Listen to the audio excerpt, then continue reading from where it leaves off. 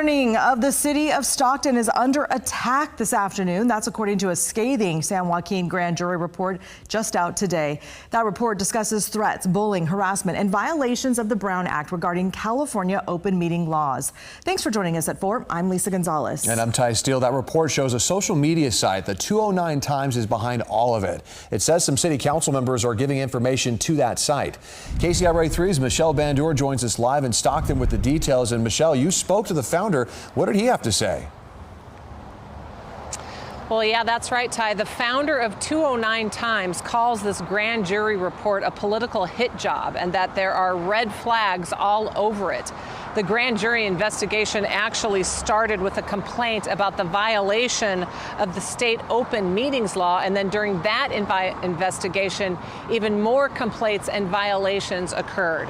Now, this grand jury report says it received complaints from numerous city employees and elected officials stating that a threatening work environment has been created by the, quote, ongoing bullying and intimidation by the 209 Times.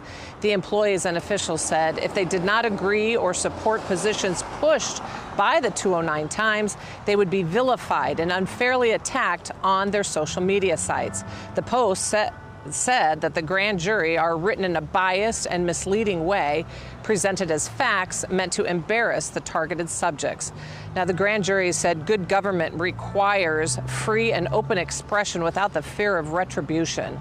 And that 209 Times founder, Motex Sanchez, who calls themselves a Stockton activist, says for 8 years they've been asking hard questions.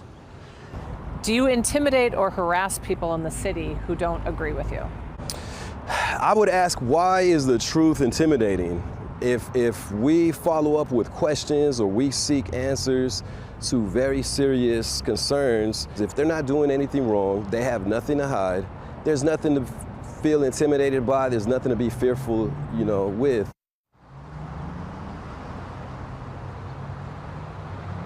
Well, the grand jury made several recommendations dealing with the Brown Act, and since the city conducted its own investigation into those complaints and refused to release those findings to the grand jury.